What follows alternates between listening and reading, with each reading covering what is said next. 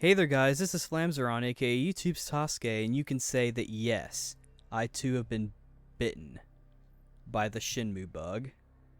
As I hinted on in a video a while ago that I did in fact get a Dreamcast, and I obviously needed some games for it, even though I showed you Berserk, but those were just burned ISOs to actually have something to play. Anyway, the point I'm trying to get at is that I actually bought and played through Shenmue, the first one, because I got interested in the series due to the kind of thing that I mentioned in the my thoughts on Shenmue 3 reveal video, where I kind of talked about how I felt like story-wise it intrigued me a little bit, essentially.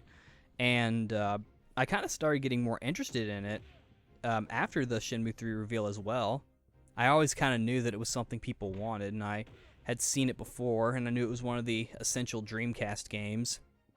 But then I got more interested in it after I started watching some videos on it. And this has happened with me before. Like, it kind of happened with the E-Series after seeing my friend play it, and then watching a Let's Play on it, which I now suddenly feel the urge to watch again, but that's not important here. What I'm going to do here is review Shenmue. I actually beat it about a week ago, and I've already started on Shenmue 2, and I'll probably say that again near the end because I like reminding you guys things. But Shenmue 1, you know, as other collectors probably know, this game was getting pretty expensive. I was able to get mine for a relatively cheap price of $40. And I feel like nowadays the game, Shenmue 1 in particular, is getting cheaper.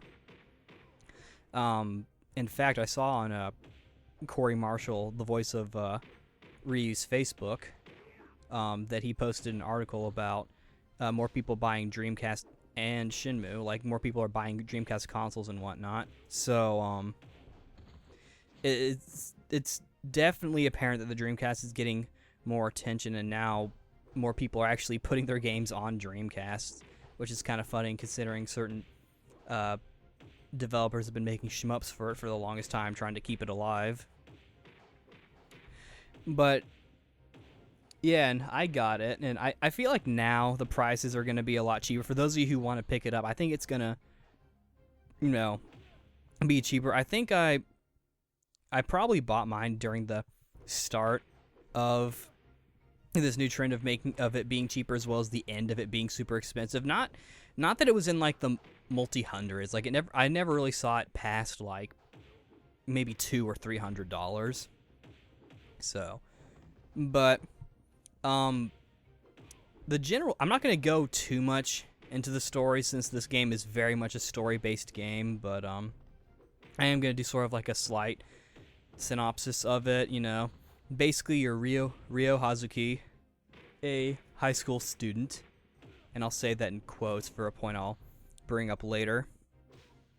And his father was murdered by a man named Londi wearing this green Chinese robe, and so basically the goal is to figure out why your father was murdered, and you do that by talking to different people, going to different areas, like asking around, very typical way, I suppose, and you get different information from different people, and some people don't know anything, so you kind of just need to walk around, and you'll know whenever new info has been like learned, even if it doesn't seem like it, because for the most part, as far as I can remember and tell, that it was pretty easy to tell what was new, but also there was a little prompting thing for like a notebook, and that's where you have like all the info, and that can also kind of serve as a bit of a reminder, as well as like a goal list where Ryo will put like, I need to do this, because there were some times where a character would say something and I either wasn't paying entirely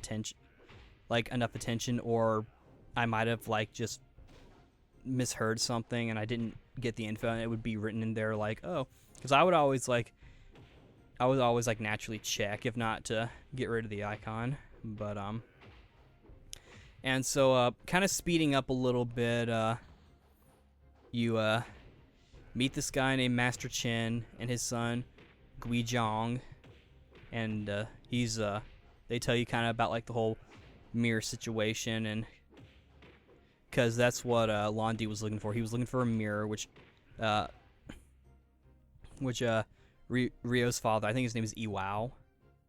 Iwao Hazuki had one of the mirrors, and there was actually, we had both. One of them was hidden like under a tree, and one of them was hidden in the basement.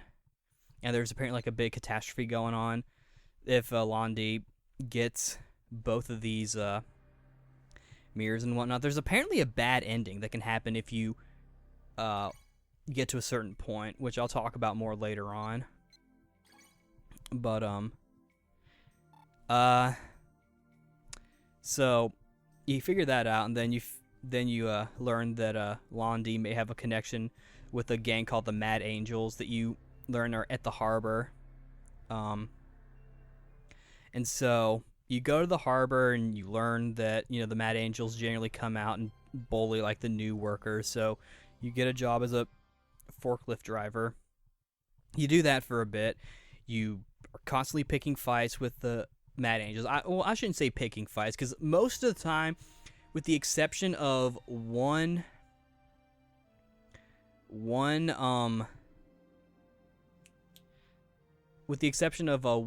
instance, it's mostly their fault. There is one point where Ryo kind of goes out of his way to mess them up. So that kind of happens, but because of all the trouble that's been going on, Ryo actually gets fired from his job. Though at this point he's had like numerous encounters with the Mad Angels, and so that's been he's kind of met them a bunch of times. He's beaten them up, to be frank. But then they capture Ryo's girlfriend, Nozomi, or I guess like his friend. I mean, obviously girlfriend, but. And so you have to ride over there on your friend's motorcycle in what was probably one of the hardest mini games in the entire game, in my opinion.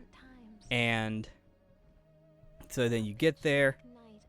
He's all like, okay, well, let your girlfriend go if you beat up Guizhong. And so you agree to do it. Ryo agrees to do it because he wants to meet Londi. And of course, he's not going to actually like kill Guizhong or beat him up or anything, but you do get to fight him and whatnot. And so, and then like, okay, pretend to lose, like, what are you talking about? But then of course it's quickly revealed that the leader of the Mad Angels had no intentions of sparing you or helping you. He's gonna probably kill you both. Try to kill two birds with one stone. And so you guys end up teaming up to beat up the entire Mad Angels in what I think is probably my favorite minigame, which is the 7-man battle, which you can actually unlock and do later after you beat the game. And that's all cool and stuff. And so you do that, and then basically after that, Ryo goes to Hong Kong because he figures out that Londi is going there, if not already over there. And during like the second disc is when sort of like he starts trying to like get ready to go. He even like his friend Fukusan, who is more like a family friend, either that or like just a friend of Ryo and Iwao, or someone let me know if I'm mispronouncing Ryo's father's name. I'm pretty sure it's Iwao, but they end up taking all of Fukusan's savings and trying to buy a really cheap ticket at this really shitty travel agency. You first go to like a more expensive one that has a better reputation. I'm almost wondering if you waited long enough, you could save up for it. It probably would take a long time, is the only problem. And like, yeah, I don't know. I mean, I guess the only way to do it would be to like use a game shortcut, and even then, like, it would probably mess up sort of like the game's code. You'd probably have to wait a long time before it would actually work. But it's still interesting to wonder. This game had several moments where I'm like, oh, I'm wondering if there's like an alternative way to do it. I mean, it probably wouldn't work regardless, but because you do get a ticket, but it ends up getting eaten by this worker for Londi, who you see multiple times, and who the first time you fight him, you're not supposed to beat him, but the second time you are actually supposed to beat him, and it's like right before you're going to Hong Kong. So, and so yeah, I kind of lost my train of thought, so I'll just say that's it for the story. And again, I'm not going to go over too many. I didn't want to go over too many details on the story, but so moving onward, graphically I thought it looked nice. I mean, this is a Dreamcast game, so it's not going to look like something on the PS4, but it looked nice. I felt like the characters looked they didn't look like, the textures were at least mostly of high quality, particularly of like Rio and any major character. Or really mainly Rio, I think. This game, at first I thought the control was kind of weird. It used the D-pad, but it did like the 3D movement kind of thing, where up and down moved your character forward and backwards, and left and right actually turned your character. Kind of like what they did in the first two Onimusha games. Only here, it's actually done well, actually good, because one, the camera perspective on Rio during gameplay is directly behind him, so it's not really that jarring or awkward to use. And also, even though left and right turns him, like he actually moves a little bit as well, so it's actually done more effectively, I think. And there is like a run button to kind of make you run, and it's one of the shoulder buttons. I believe it's L, or just the left shoulder button. I don't think the Dreamcast controller actually has buttons on the or has letters on the shoulder buttons. And the music, it had its nice moments. For the most part, it sounded like it was trying to be more Japanese. Though whenever it would show like the dreams of like the chick who's like part of the prophecy, who I believe is actually in Shenmue 2, and obviously will be in Shenmue 3. They like during like any of the actual game part, it was like Japanese music, but then like with Master Chen, it seemed to take more of like a mystical sort of Asian Chinese sort of sound to it, and that's kind of what I like about this game. Even it is a story-based game, but I would say its a genre is a martial arts story game, because of Rio. He's the son of a big martial arts. He knows martial arts.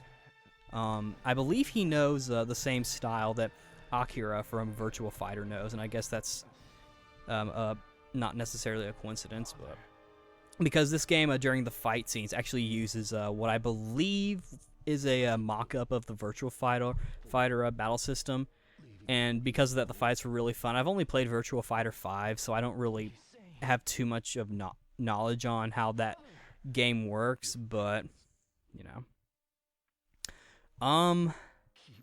though any point when I would fight someone, like that was my favorite part. Even when it got hard, I still enjoyed it, and I liked how they did the health system, because it was more like a stamina thing, where like when you lost all your health, it was more like you just got tired, and you could regain it if you backed off a little bit and like got out of like the quote-unquote combat mode, which you'll see in the gameplay footage, because I'm pretty sure I'm going to start with the 7-man battle, and then I'll go into like the beginning on disc 1, because this game doesn't have like a new game plus or a thing where it lets you like kind of fool around and play even after you've beaten the game. Like it just makes you have clear data and if you try to load it, be like, this is clear data, you can't load it. If you want to start again, you have to play a new game.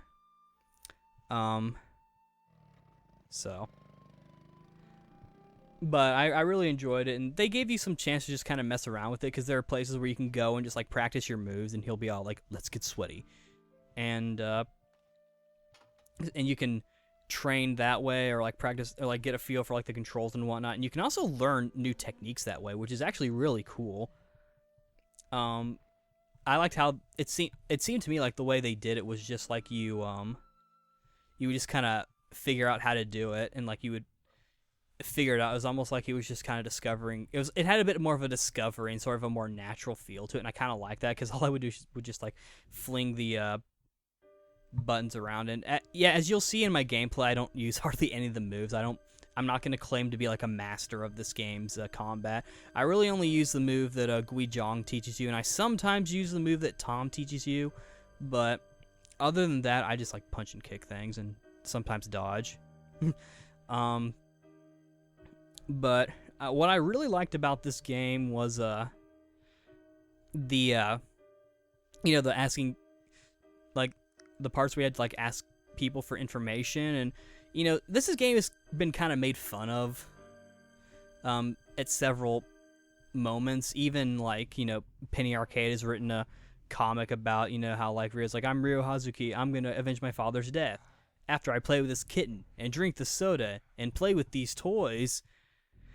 And then of course Ego Raptor on Game Grumps, when they tried to do a Shenmue playthrough, he said back in the day this game was groundbreaking and now it's just broken ground. The fact that it's a joke aside, I don't really agree with that, and I think that's kind of a stupid statement, because even though this game is older, I think it's aged pretty well. Like the only thing that I feel like hasn't aged well is the control a little bit, but even then, that's, from what I can tell, that's been rectified / corrected / improved on or whatever in Shenmue 2, which I'll eventually talk about when I finish that. But anyway, what I'm getting at is, like, for those who have seen the clips where it's like just Ryo like drinking a soda, and it's like that's considered like something fun you can do in the game, or like buying gachapon. Like, but the idea behind it, one, it adds realism to the game because obviously people drink soda and people sometimes buy toys, myself included. But the idea behind these things is that you're trying to spend time doing stuff. It gives your characters kind of something to, it gives Ryo kind of something to do to like pass the time, because even though you're doing all these things, the time doesn't stop, and he has a watch, so the time it continues to go. There, as you go through the game, there are certain points where you have to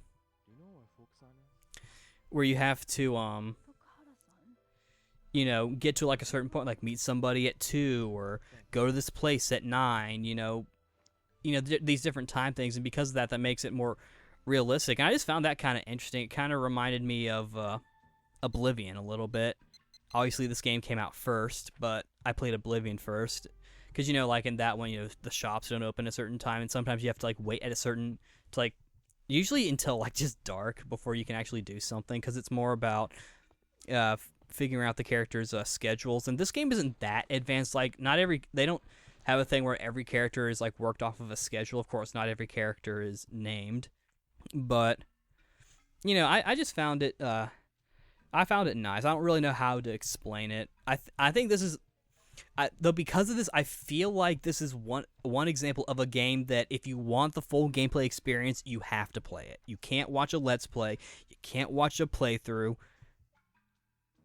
It really is better to just play it, be it on the Dreamcast itself, on an emulator, or if they make an HD collection for like PS4 or something, which I think they might. Or they might like do PSN versions. I don't fucking know. But if you just want the story, there's the Digest movie, which I've only watched a little bit of it, but it's kind of funny. And so, yeah, that's just my opinion, though. Like, if you're free to disagree, if you really want to. But personally, I think this is one game that if you want the gameplay experience while taking in the story, it's better to just play it. But if you just want the story, then watching a Let's Play or a playthrough, or the Digest movie that came with Shenmue 2 is a good way to do it. And the setting, it takes place in Japan. I assume they're probably real places. You start off in the Hazuki residence, like his dojo. And then of course you can go to the 3 main places you have are Yamanose, Dobuita, and then I think it's called Yakusoka Harbor. And then there's also another place called Sakuragaoka, which I believe is sort of like an in-between. Like, there's small little in-between places and whatnot. But those are the main places. And Corey Marshall also mentioned this in an interview when talking about his experiences dubbing Shenmue while living in Japan and playing the game. Like, this game seems to have matched Japan pretty well. Again, whether or not it's deliberately matching like the specific locations, I don't know, but architectural wise and sort of look wise, it seemed to have matched Japan for the time, because it takes place in 1986 during their Christmas break, and I'll get more into like the little details about the story, because I actually have a point about that it's just my opinion, but and so because of that, the game felt more familiar to me. Like, I almost kind of got a sense of Glover a little bit. I don't know why I'm making that connection, because I'm pretty sure I've never talked about this, but essentially, to go back on topic, Shenmue, like, obviously I've never been to Japan, even though I have a slight obsession with Japan, but like, it was kind of, I almost felt like I was going on vacation to a different place, and I was having to kind of feel around and like figure out where everything is. It was kind of like that in a way. I even like I did obviously get the hang of where everything was by the time I got to it, and because of, and I feel like because of that though, this game's had a more richer experience for me. And the forklifting part was actually kind of funny, because obviously, I've worked before. I worked at Walmart. I did have to quit due to summer school so that I could graduate on time, but that's neither here or there. During the forklift stuff, I actually started to get a little stressed because I wanted to like make the quote-unquote like quota and deadline, even though obviously like it really doesn't matter if you meet your quota, because that's not Ryo's goal. Like, making money is not his goal. Which is that's the funny thing. Like, I have to meet the quota. Basically, I had to like move like boxes in and out of like different warehouses, including warehouse number 8. And that kind of stuff. And I almost got kind of stressful. It was kind of stressful, and I got kind of frustrated because I would have a hard time finding stuff, and I think it was because it was reminding me of my experience at Walmart. Not that it was just like super utterly crappy, but it was definitely tough work, and there were things where it's just like, I didn't entirely know everything about how to figure out what to do, and I did eventually like figure it out, but I still was not able to meet the quota, and that kind of made me annoyed. And I really hated how like every time you would go, like, you'd be like, let's have a friggin' warm-up race with our fucking forklifts, and I'm just like, why the fuck does that matter? It's like, come on. I made 5th place every single time. I eventually made 4th. I'm not really one for racing games, and that was another reason why I was just kind of annoyed, and also why I didn't really like the motorbike race, because that thing was friggin' hard. No matter what time you get to the guy's house to borrow the motorbike, they only give you 2 minutes, and you have to get there fast because you want to make sure to get there on time. But you're, in the context of the story, you have to rescue fucking Nozomi. So those two things were a bit annoying. With the work thing, I never made the quota. There were times where I got like close, like I only had like 4 or 3 boxes left to move, but other than that, like, I never really made the quota like at all.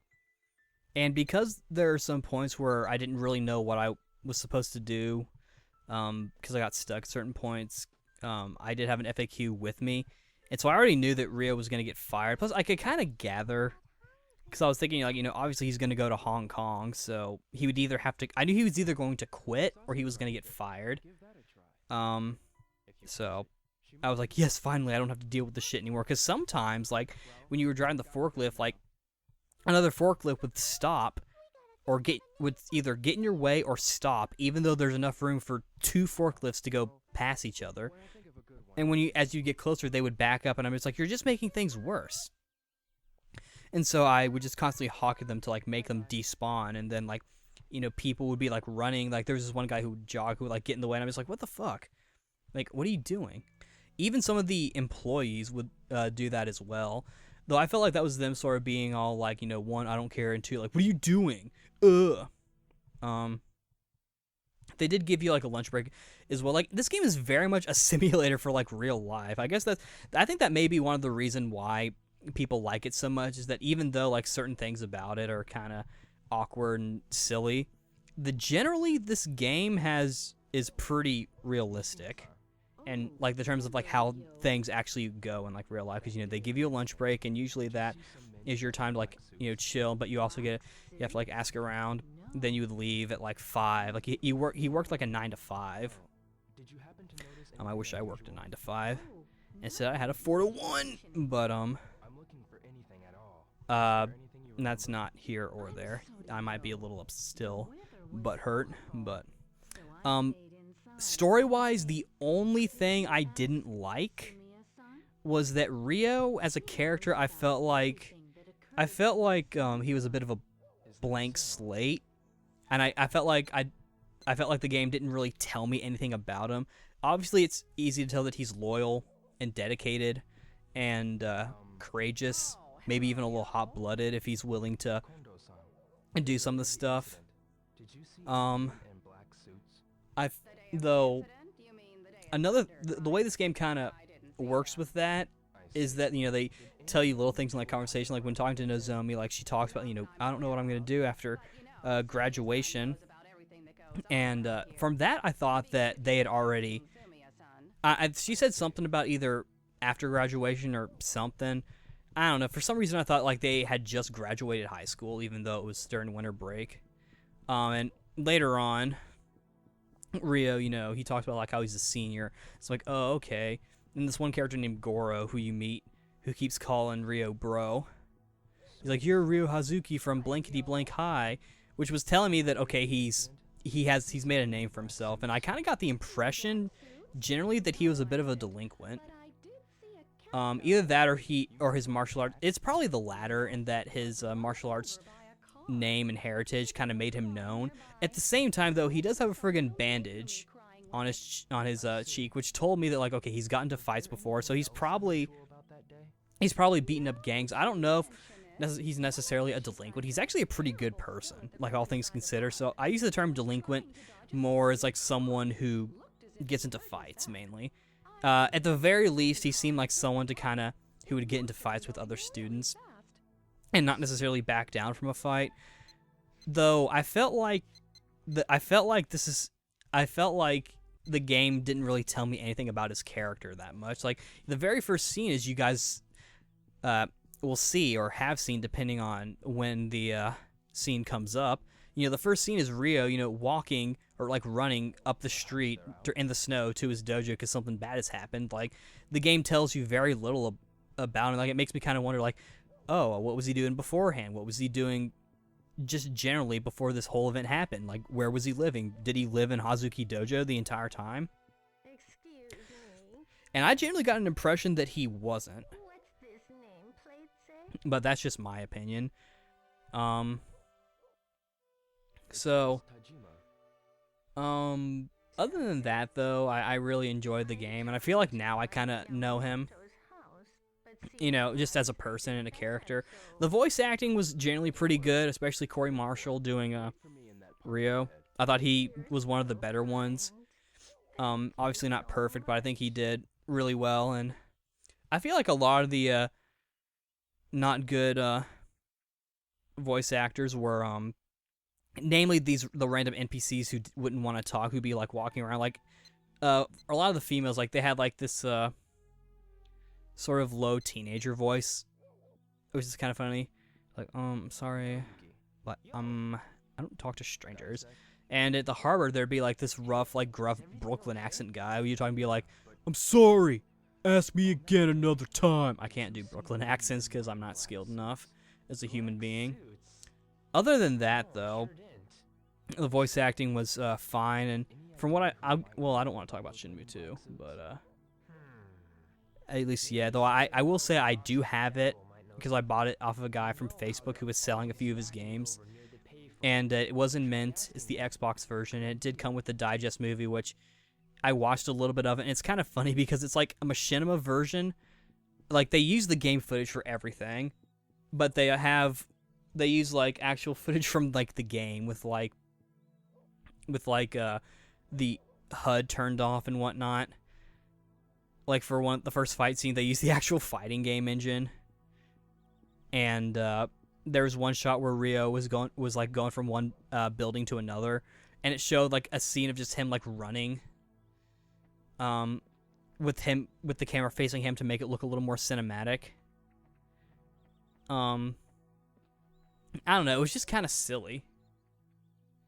I was almost expecting. I was kind of expecting it to be like in the version, like based off of the game, and I'm glad it is, because then it's like if you haven't played it but you just want to go ahead and jump to Shenmue 2 and you just kind of want to, you're okay with only playing one of them, and they'll probably do a digest movie for Shenmue 2, especially since it's been so long.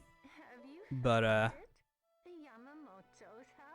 that'd be funny if, like, after the entire story's complete, someone will take a look at all the release dates of the games and be like, it wasn't that long, guys, get a grip.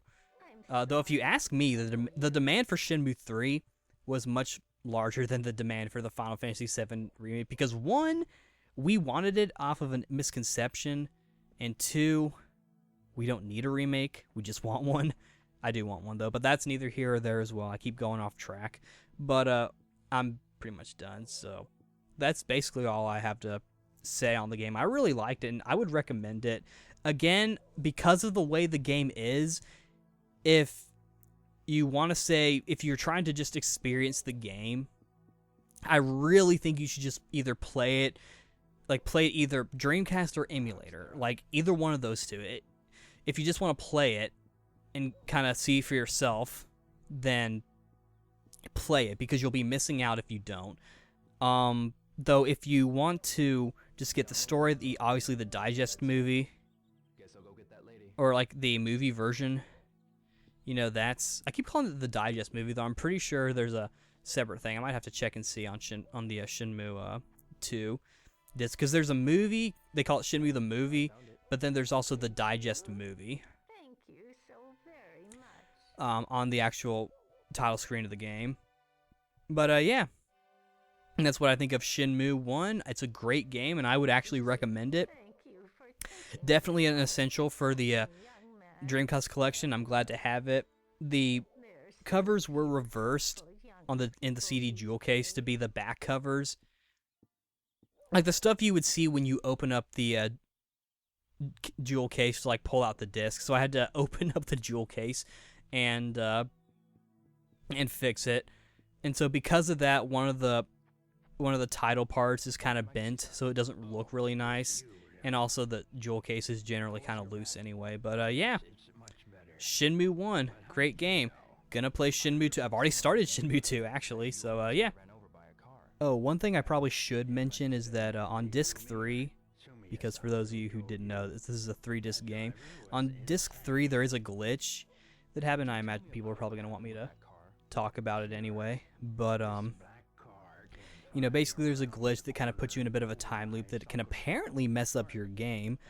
I think there's also a second glitch that can happen, because I got into a point to where it was a loop, and I did get the glitch, or at least what I thought was the glitch, but after like I realized that I got it, I immediately turned the game off and started over.